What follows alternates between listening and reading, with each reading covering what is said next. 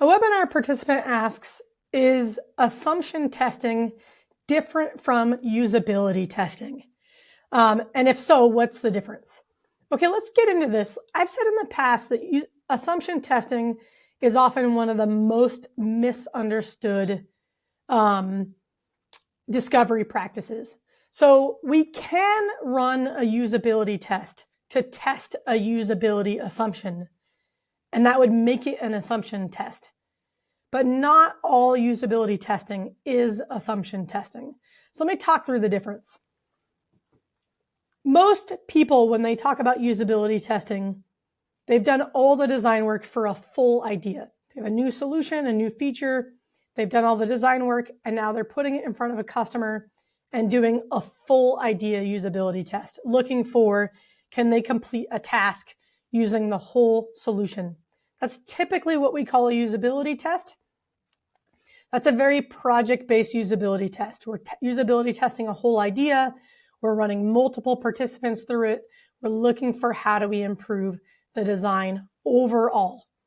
We might still do usability testing, that type of project-based usability testing, even in a continuous discovery world.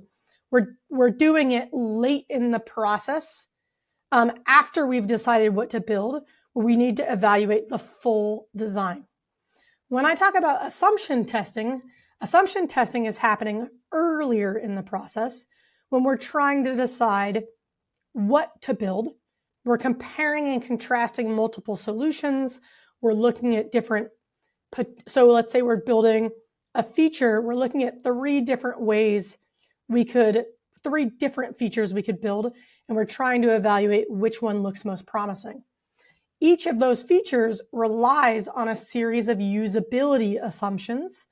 And in this case, we could run a usability assumption test where we take a single assumption, like, for example, one of the examples I give, let's say that we want to integrate live sports into a streaming service. One way we could do that is by partnering with sports leagues and allowing the viewer, to select a league and then select the game. Another potential solution is we could partner with TV channels and integrate a live feed of the TV channel. And in that case, the consumer has to choose the channel and then watch that channel. In the first solution, there's a usability assumption that when somebody wants to watch a game, they know what league to select, right? So if I'm trying to watch Manchester United versus Liverpool, I know that I need to select the Premier League.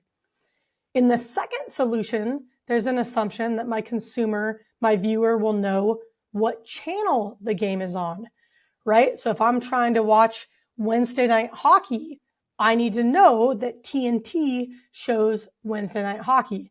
And when I open up my streaming interface, I need to know to select TNT. Notice how these are very specific usability assumptions. I'm not usability testing the whole feature. I've identified one area of usability risk. I'm quickly testing those usability assumptions to help me evaluate which of these options looks most promising. So that is a usability test. It's a usability test in the context of a single assumption with the intent of comparing and contrasting potential solutions.